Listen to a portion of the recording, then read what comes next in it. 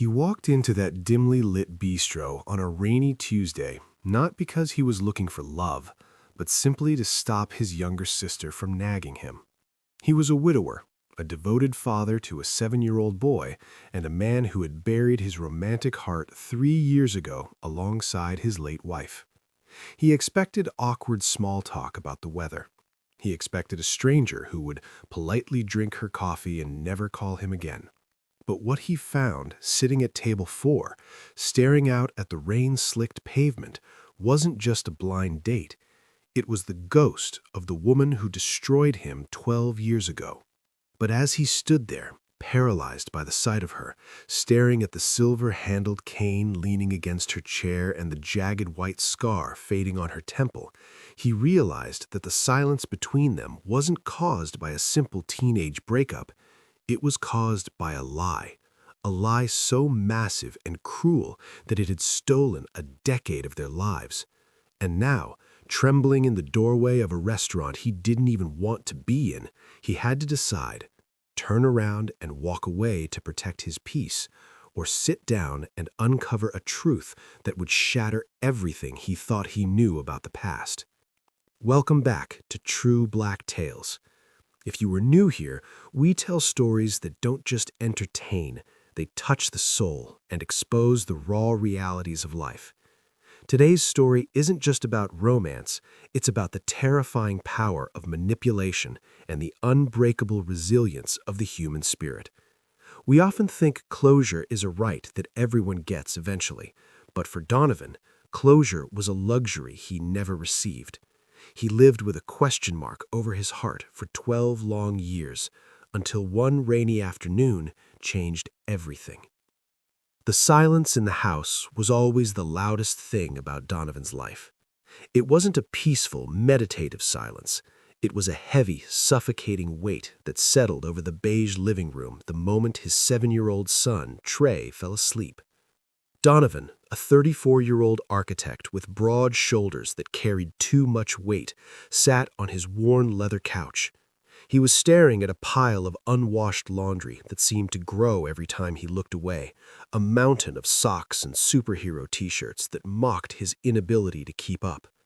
It had been 3 years since his wife, Vanessa, passed away. It hadn't been a long, drawn-out battle or a tragic car crash that made the evening news. She had simply collapsed in the kitchen one Sunday morning while flipping pancakes. A cerebral aneurysm, the doctors called it. One minute she was laughing about a cartoon on the TV, debating whether the cat in the show was blue or purple, and the next, the light of Donovan's life was extinguished on the cold linoleum floor. Since that day, Donovan had functioned on autopilot. He was a black man raising a young, energetic son alone in a quiet, leafy suburb of Columbus, Ohio. He worked long hours drafting blueprints for office buildings he didn't care about. He cooked spaghetti 3 times a week because it was the only thing Trey wouldn't complain about. He helped with math homework that was getting increasingly difficult. And he buried his own heart deep beneath the surface, where no one, not even his family, could hurt it again. He became a master of the mask, smiling at work, joking with the neighbors, but inside he was a hollow shell echoing with grief. His younger sister, Keisha, was the only one who refused to let him rot in his misery. She was relentless, a hurricane of energy that blew into his house every weekend to check the fridge and inspect the dust on the shelves. "You have to get out there, Don," Keisha said one rainy Tuesday evening, sitting at his kitchen table while Donovan scrubbed dishes with a bit more force than necessary. The scrubbing brush scraped loudly against the ceramic plates. "Trey is getting older. He notices things. He needs to see his father happy, not just functioning like a robot. You're like a machine, Don. Wake up, go to work, come home, sleep. That's not living. That's just waiting to die." "I am happy," Donovan lied, not looking up from the soapy water. The bubbles were popping one by one, just like his patience. Trey is fed, the bills are paid, the house is standing. That's happiness. "You're surviving. There's a massive difference," Keisha countered gently, her voice softening as she reached out to touch his arm. Look, my coworker at the hospital has a cousin. Her name is Eleanor. She's had a hard time too. I don't know the details, but she's quiet, kind. She works as an archivist or a librarian, something with books. Just one coffee. If you hate it, I promise I won't bring up dating for another 6 months. I'll even come over and fold that mountain of laundry on your couch. Donovan paused. The offer of laundry help was tempting, but the idea of sitting across from a stranger, trying to explain why he was a 34-year-old widower, made his stomach turn. He wiped his hands on a towel and looked at the drawing Trey had made earlier that day, a picture of just the two of them, standing under a giant, lopsided yellow sun. It was sweet, but the empty space on the paper where a mother figure should have been made Donovan's chest ache with a familiar, dull throb. He looked at the empty chair at the table. He looked at the rain streaking against the window, blurring the world outside. Fine, Donovan sighed, the fight leaving his shoulders as he slumped against the counter. One coffee, but no promises. And if she's weird, or if she asks too many questions about Vanessa, I'm leaving in 10 minutes. I'm serious, Keisha. The name Eleanor didn't ring a bell. It was a common enough name, old-fashioned and elegant, something you'd expect from a woman who liked tea and cats. He didn't think much of it. His mind, whenever he allowed it to drift to the past, didn't go to random blind dates. It went to her. Before Vanessa, before the marriage and the tragedy, there had been someone else, his first love, the one who taught him that love could be terrifying. 12 years ago, Donovan had been a scholarship student at a prestigious university in the city. That was where he met her. She was white, coming from a world of old money, high gates, and crushing expectations that Donovan knew nothing about. They had bonded over a shared love of vintage jazz records and cheap Thai food from a hole-in-the-wall spot near campus. For 2 years, they were inseparable. They planned a future. They talked about running away to the coast, opening a small design firm and living by the ocean. He remembered the smell of her perfume, vanilla and old paper. He remembered the way she laughed, throwing her head back without a care in the world, her hair catching the sunlight. But her parents had been a wall of ice. They never said the words explicitly. They were too polite for that. But Donovan felt their disdain in every tight-lipped smile and every condescending comment about his background. They didn't think he was good enough for their daughter. They had plans for her, plans that involved Ivy League graduates and country clubs, not a struggling architecture student from the other side of the tracks. Then, the summer after graduation, she vanished. There was no big fight, no dramatic breakup in the rain, just silence. Her phone was disconnected. When he went to her apartment, it was empty, the walls stripped bare. When he drove to her parents' estate, the gatekeeper turned him away, threatening to call the authorities if he returned. A week later, he received a typed letter, unsigned, stating that she had moved to Europe to pursue her studies and that she thought it best they sever ties completely to start fresh. It broke him. It shattered his confidence and his trust. It took years to glue the pieces back together, and eventually he found Vanessa. Vanessa had healed him with her warmth and her loud, unapologetic love. But the scar of that first abandonment never truly faded. It sat in the back of his mind, a dormant virus, a reminder that people could leave you without a backward glance, no matter how much they promised to stay. The blind date was set for a Saturday afternoon at a small bistro downtown called the Rusty Anchor. It was a place known for its seafood chowder and quiet atmosphere, the kind of place where the tables were spaced far apart, allowing for privacy. Donovan arrived 10 minutes early. He sat in his truck for a moment, gripping the steering wheel, breathing in the scent of old leather and stale coffee. He checked his reflection in the rearview mirror. He looked tired, he thought. The gray hairs were starting to sprinkle into his beard like salt, and the lines around his eyes were deeper than they should be. He didn't feel like a catch. He felt like baggage. He walked in and took a table near the back, ordering a black coffee. The bistro was dimly lit, cozy with the sound of rain tapping rhythmically against the metal roof. He checked his watch. 2 p.m. He tapped his foot nervously against the table leg. He checked his phone to make sure the babysitter hadn't called about Trey. Everything was quiet. At 2:05 p.m., the bell above the door chimed, signaling an arrival. Donovan looked up, rehearsing his polite greeting. He prepared his "I'm a busy single dad" speech, ready to sabotage the date if necessary. He saw a woman enter.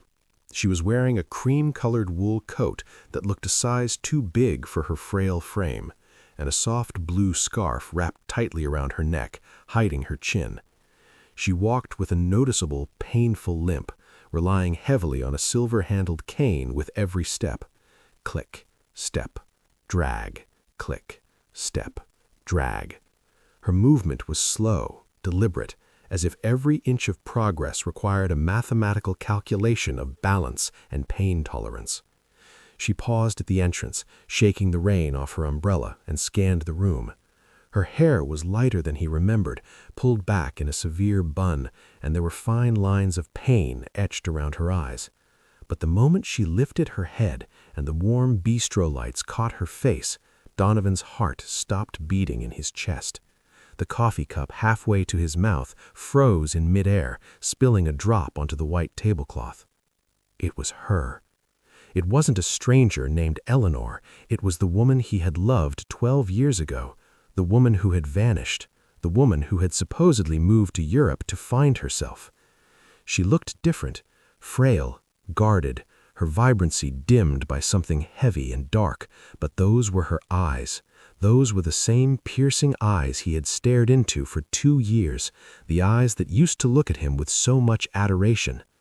Donovan stood up, his chair scraping loudly against the wooden floor, drawing the annoyed glances of a few nearby diners. He didn't care. The world had narrowed down to this one impossible moment. Ellie? The name tumbled out of his mouth before he could stop it, a ghost from a past life. The woman froze. Her grip on the cane tightened until her knuckles turned bone white. She squinted, confusion washing over her face, followed by a sudden, violent dawn of recognition. Her lips parted, but no sound came out. She took a step back, as if she had been struck. "Donovan?" she whispered, her voice cracked, dry and trembling. It was the voice of someone who hadn't spoken that name in a very long time, like blowing dust off an old book. For a moment, neither of them moved. The bistro bustled around them, clinking cups, low chatter, the hiss of the espresso machine, but they were trapped in a vacuum of 12 years of silence. The air between them crackled with electricity, confusion, and a decade of unresolved hurt. I don't understand," Donovan stammered, his mind racing to catch up with reality. "Keisha said I was meeting a woman named Eleanor." "I go by Eleanor now," she said softly, taking a shaky step forward, her eyes never leaving his face as if checking to see if he was real. "My middle name. I haven't used my first name in a long time. Not since—" She trailed off. Donovan's mind raced. Anger, confusion, and old love collided in his chest like a multi-car pileup. "You're the blind date? You're Keisha's co-worker's cousin?" "I had no idea," she said, her eyes filling with tears. She looked genuinely terrified, trembling like a leaf in the wind. "My cousin, she just said his name was Don. I didn't make the connection. I never thought I would see you again. I thought you were in California." Donovan gestured to the chair opposite him. He didn't know if he wanted to yell at her for leaving him or hug her because she looked like she might shatter into a million pieces if a strong wind blew. "Sit down, please, before you fall." She sat, awkwardly maneuvering her leg and the cane. It was a painful process to watch.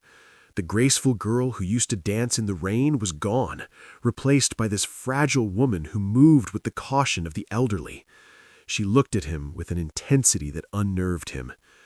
"You look good, Donovan," she said, her voice barely a whisper. "You look grown, a man. Your shoulders are broader. It's been 12 years, Ellie, Donovan said, his voice dropping to a low rumble. The initial shock was fading, replaced by the old, familiar hurt. You left. You just left. Europe, right? That's what the letter said. Did you enjoy Paris, or was it London? Did you find the fresh start you needed away from me? A look of genuine horror crossed her face. Her brows knit together, and she recoiled as if he had slapped her. What letter? Donovan blinked. He leaned forward, his hands clenching into fists on the table. The letter you sent, a week after you disappeared, typed, unsigned, saying you wanted a fresh start, that I wasn't part of your future, that I wasn't good enough for the life your parents wanted for you. Eleanor let out a sharp, ragged breath. She closed her eyes, and a single tear slipped down her cheek, tracking through her makeup. She shook her head slowly, back and forth. I never wrote a letter, Donovan. The air left the table. The sounds of the bistro faded away into a dull hum. What? Donovan asked, his voice hard, skeptical. I never went to Europe, she said, her voice shaking with repressed anger and grief. She opened her eyes, and they were burning with a terrifying truth. 2 days after we last saw each other, do you remember I was going horse riding at my uncle's estate, that Saturday? You kissed me goodbye and told me to wear a helmet. Donovan nodded slowly. He remembered. He remembered the color of her shirt that day. The horse spooked, she said, staring at her hands which were clenched in her lap, twisting a silver ring. My horse spooked. I was thrown. I landed on a rock. I fractured 3 vertebrae, shattered my pelvis, and suffered a severe traumatic brain injury. She tapped the side of her head, pushing back her hair to reveal a faint, jagged white scar that ran into her hairline. I was in a medically induced coma for 6 weeks, Donovan. 6 weeks. When I woke, I couldn't walk. I couldn't speak. I didn't remember the last 6 months of my life. My memory was fragmented like a puzzle with half the pieces missing. Donovan felt sick. The coffee in front of him suddenly looked unappealing, sludge in a cup. His stomach churned with a mix of guilt and horror. I didn't know. No one told me. Why didn't anyone tell me? My parents, she said bitterly, the word dripping with venom. They saw an opportunity. They hated you, Donovan. They hated what you represented. While I was in the hospital, hooked up to machines, learning how to swallow and speak again, they scrubbed you from my life. They changed my phone number, they fired the staff who knew you, they moved us to a specialist facility in Vermont. When my memory started coming back, I asked for you. I begged for you. I cried for you until my throat bled and the nurses had to sedate me. She reached across the table, her hand hovering near his but not touching it, as if afraid she would burn him. Her fingers were trembling. They told me you had come to the hospital, she whispered, the tears flowing freely now. They told me you saw me, broken, paralyzed, unable to speak, drooling on myself, and that you walked away. They said you looked at me with disgust. They said you didn't want to be burdened by a cripple. They said you took a job in California and never looked back. They told me you didn't love me anymore. Donovan slammed his hand on the table, making the silverware jump with a chaotic clatter. A waiter looked over, concerned, but Donovan ignored him. That is a lie. A damn lie. I went to your house every day for a week. The gatekeeper threatened to arrest me. I called every hospital in the city, but you weren't listed. I drove around for weeks looking for your car. I know that now, Eleanor said, weeping openly, her shoulders shaking. But I didn't know then. I was 22, brain damaged, confused and dependent on them for everything, even to use the bathroom. By the time I regained my independence and relearned how to walk, years had passed. I thought you hated me. I thought you abandoned me because I was broken. Donovan sat back, covering his face with his hands. The cruelty of it was breathtaking. 2 people who loved each other, ripped apart not by fate, but the deliberate, calculated malice of people who were supposed to protect her. He thought of all the nights he had spent angry at her, hating her for leaving him, burning her photos. And all that time she was fighting just to relearn her own name, thinking he had rejected her. "I got married," Donovan said through his fingers. He needed to be honest. He couldn't hide his life. "I have a son." Eleanor's face softened, though the pain remained etched in her expression. "I heard. My cousin mentioned you were a widower. I am so sorry, Donovan, truly. To lose someone, after finding happiness, it's unfair. Life has been cruel to both of us." "Her name was Vanessa. She was wonderful. She saved me after you left. She put me back together." Donovan looked at Eleanor, seeing the scars of the last decade on her face. "I never stopped wondering. I hated you for a long time, Ellie, but I never stopped wondering where you were. Every time I saw a woman with your hair, my heart jumped." "I never married," Eleanor admitted, looking down at her cane. "After the injury, and thinking you left me, I just couldn't let anyone close. I felt unlovable. I've been living in a small apartment downtown, working at the city archives. Just hiding, really. Hiding from the world among old papers and dust." A heavy silence fell between them. It was the weight of stolen time. 12 years. Birthdays, holidays, quiet moments, arguments, reconciliations, all stolen by a lie.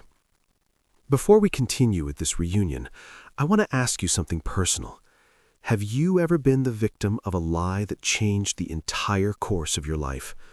How did you handle it when you found out the truth? Did you seek revenge, or did you try to move on? Let us know in the comments below. It helps to know we aren't alone in these struggles.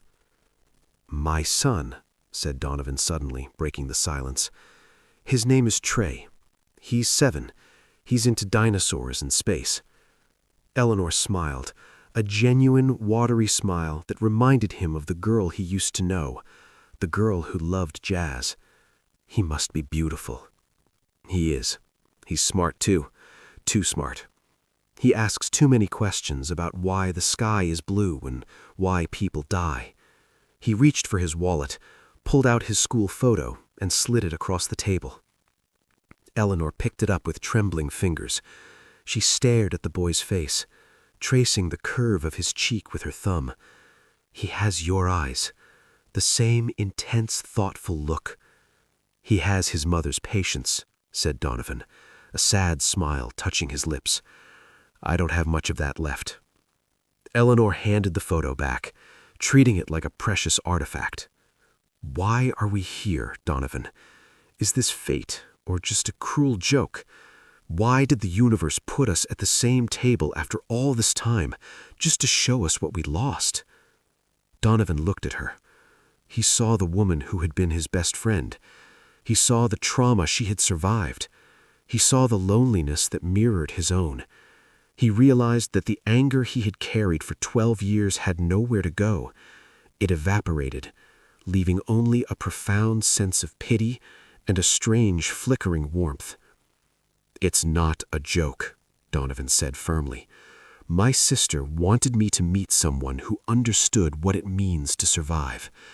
I think she was right, even if she didn't know who you were." "I'm damaged goods, Donovan," Eleanor said, gesturing to her leg and the cane. "I can't hike like we used to. I can't run. The doctors say because of the pelvic fractures, I can never have children. That's why I'm alone. Who wants a wife who can't give them a family? Who wants a burden?" Donovan reached out and finally took her hand. Her skin was cool, her fingers delicate. "I missed you," she whispered, "every single day, even when I was angry. I missed you. I missed you too." They sat there for hours. The coffee went cold. The waiters refilled their water glasses, sensing they shouldn't interrupt. The afternoon sun began to dip, casting long shadows across the table. They talked about Vanessa, honoring her memory. Donovan told Eleanor how Vanessa loved gardening and how she burned toast every single time she tried to make breakfast. Eleanor laughed, and it sounded like music Donovan hadn't heard in a decade. They talked about Eleanor's recovery, the years of excruciating physical therapy, the nights she spent crying in a hospital bed, and the day she finally cut ties with her toxic parents. She told him about the day she packed her bags and left their estate, vowing never to speak to them again, choosing poverty and freedom over their control. They talked until the bistro staff began to stack chairs around them, hinting that it was time to leave. As they walked out to the parking lot, the air was crisp and smelled of wet pavement. Donovan walked slowly, matching his pace to Eleanor's limp. When they reached her car, a modest sedan that had seen better days, she turned to him. Can I meet him?" she asked, fear in her eyes. "Someday, not now. I know it's too soon. But someday, I'd like to see the boy who has your eyes." Donovan thought of Trey at home, likely watching cartoons and waiting for dinner. He thought of the empty space at the dinner table. He looked at Eleanor, the woman who had survived a nightmare just to end up standing in front of him again. He realized that protecting Trey didn't mean keeping everyone out. It meant letting the right people in. "He likes pizza," Donovan said, a small smile playing on his lips. "And he's terrible at math. You might have to help him with his fractions." Eleanor laughed. "I'm good at math. I'm a librarian, remember? I organize things for a living." "Then yes, I think he'd like to meet you." He watched her get into her car. As she drove away, Donovan didn't feel the crushing weight of the silence anymore. He got into his truck and just sat there for a moment. He gripped the steering wheel and let out a long, ragged scream, a release of 12 years of frustration. Then he took a deep breath. He felt a strange sensation in his chest, something he hadn't felt since before Vanessa died, perhaps even since before Eleanor disappeared. He felt hope. A few days passed. Donovan found himself distracted at work. He would be looking at blueprints, but his mind would drift to the bistro, to the scar on Eleanor's temple, to the strength it must have taken for her to survive those years alone. He needed to be sure. He drove past her parents' old estate one evening. The high gates were still there, imposing and cold. It made the anger boil in his gut, but it also confirmed everything she said. They were people who built walls. Eleanor was someone who climbed over them. He called her on a Wednesday evening. "Hello?" Her voice was soft, hesitant, as if she wasn't sure he would actually call. "It's Donovan," he said, leaning back in his office chair at home. "I know," she said, and you could hear the smile in her voice. "I've been staring at the phone for an hour hoping you'd call." They talked for 2 hours that night. They talked about the missing years. It was painful, but necessary. They were stitching the two halves of their lives back together. They were two survivors finding common ground in the wreckage. Finally, the weekend arrived. Donovan had invited Eleanor over for dinner. He was terrified. Trey was his whole world. If Trey didn't like her, it was over. There was no room for compromise there. Eleanor arrived at the house at 6 p.m. She wore a simple dress and looked nervous. As she walked up the path to the porch, Donovan noticed she struggled with the stairs. Without thinking, he went out and offered his arm. She took it gratefully, leaning into him. For a moment, they stood on the porch, breathing in the evening air. It felt natural. It felt right. Inside, the house smelled of roast chicken and spices. Trey was sitting at the kitchen table, frowning at a worksheet, a pencil chewed on the end. "Trey," Donovan said gently, "this is my friend, Eleanor." Trey looked up. He adjusted his glasses. He looked from his father to the woman with the cane. Children are observant. They see things adults miss. Trey saw the kindness in her eyes. He saw that she was different, but not scary. "Hi," Trey said shyly. "Hello, Trey," Eleanor said, lowering herself into a chair with a wince she tried to hide. "Your dad tells me you're working on math. Is it fractions?" "Yes," Trey groaned. "They don't make sense. Why do numbers have to be split up?" "They are tricky," Eleanor agreed. "But think of it like a pizza. If you have 8 slices and you eat 2, what do you have left?" Donovan watched from the kitchen counter as Eleanor engaged his son. She didn't talk down to him. She didn't try to be mom. She just treated him like a person. Within 20 minutes, Trey was laughing. Within 30, the homework was done. Donovan felt a lump in his throat. It had been so long since a woman's voice had filled this kitchen. He wasn't trying to replace Vanessa. No one could ever replace her. But seeing Eleanor there, he realized that hearts can expand. You don't have to stop loving the people you lost to love the people who are still here. It takes a village to raise a child, they say. But sometimes it just takes one special person to fill a void you didn't even know was there. If you believe in second chances and the power of love to heal, please consider subscribing to our channel. It really helps us share more stories like this. Things were going well. For a month, it felt like a dream. Donovan and Eleanor fell into a rhythm. She came over for dinner on weekends. They went for short walks in the park, moving at her pace. But life is rarely a straight line, and the past has a nasty habit of trying to claw its way back in. One evening, Eleanor called Donovan in tears. "I can't do this," she sobbed. "Can't do what?" Donovan asked, panic rising in his chest. "Ellie, what happened? Are you hurt?" "My mother," she choked out. "I don't know how, but she found out I was seeing you. She must have hired someone to watch me. She sent a letter to my apartment." "What did it say?" Donovan demanded, his grip on the phone tightening until the plastic creaked. She said I'm broken," Eleanor wept. "She said a man like you with a young son doesn't need a cripple. She said I'll only be a burden to you. She said I can't be a mother, so why am I pretending? She said you're only with me out of pity." "Don't listen to her," Donovan said fiercely. "She's poisonous, Ellie." "But she's right, isn't she?" Eleanor's voice was small, defeated. "I can't run around the park with Trey. I can't give you more children. I'm damaged, Donovan. You deserve someone whole, someone who doesn't come with a cane and a traumatic history." "I'm coming over," Donovan said, and hung up before she could argue. He drove to her apartment in record time, breaking more than a few speed limits. When she opened the door, her eyes were red and swollen. She tried to turn away, to hide her face, but he caught her hand. "Look at me," Donovan said, stepping into her small living room filled with books and silence. "Do you think I'm whole? Do you?" Eleanor looked at him, confused.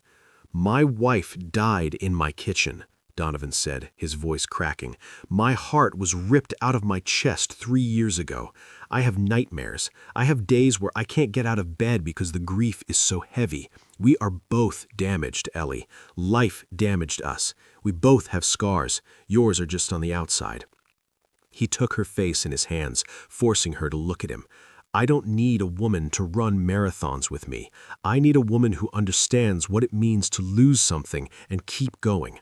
I need a woman who can teach my son about resilience. And as for children, I have a son. He is enough. You are enough. I waited 12 years for you. I am not letting a bitter old woman with a pen and paper take you away from me again." Eleanor stared at him, searching his face for any sign of hesitation, any sign of pity. She found none, only love. She collapsed into his arms, sobbing, letting go of the shame her parents had planted in her head for 12 years. Donovan held her, anchoring her, promising her that this time no one was going to separate them. He held her until the shaking stopped, until the only sound in the room was their breathing. 6 months later. It was a Saturday afternoon. The sun was shining through the kitchen window, casting a warm glow over the room. The radio was playing soft jazz, one of the old records Donovan and Eleanor used to listen to in college. Eleanor was sitting at the table, a book open in front of her. Trey was sitting next to her, reading a comic book, his feet swinging under the chair. Donovan was at the stove, making pancakes. He wasn't the best cook. Vanessa had been the chef, but he was learning. "Dad, something's burning," Trey said, wrinkling his nose. "It's just caramelized," Donovan defended, flipping a slightly blackened pancake onto a plate. Eleanor laughed. It was a full, happy sound that filled the corners of the room where the silence used to live. She reached out and ruffled Trey's hair. Trey leaned into her touch, comfortable and safe. He didn't see her cane. He just saw Eleanor. Donovan looked at them. He looked at the framed photo on the mantel. It was a new one.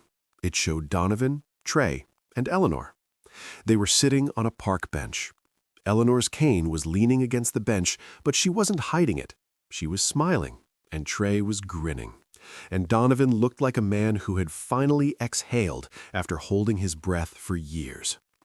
They couldn't get back the 12 years stolen by lies. They couldn't bring Vanessa back. But they had built something new on the foundation of shared survival. They had found a way to be a family, stitched together by love and resilience. Donovan brought the plate of pancakes to the table. He sat down next to Eleanor and took her hand under the table. She squeezed it 3 times. "I love you." "Eat up," Donovan said. "We have a big day. We're going to the movies." "Can we get popcorn?" Trey asked. "Obviously," Eleanor said, winking at him. "Lots of butter and maybe some chocolate." As they ate, Donovan realized that his sister Keisha had been right. He wasn't just surviving anymore. He was living, and for the first time in a long time, the future didn't look like a dark tunnel. It looked bright. This story reminds us that while we cannot control the tragedies that befall us, we can control how we respond to them. Donovan and Eleanor were both victims of circumstances beyond their control, manipulative parents, tragic accidents, and profound loss. But they chose to fight for their happiness.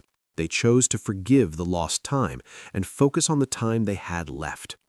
If this story touched your heart, please hit the like button. It helps us share more stories like Donovan and Eleanor's. And I want to ask you one last question. Have you ever had to forgive the unforgivable to move forward? Tell us your story in the comments. Don't forget to subscribe to True Black Tales for more heartwarming stories inspired by real life. Click the video on your screen now to hear another true black tale about a father who defied the odds. Thank you for watching, and remember, it's never too late for a second chance.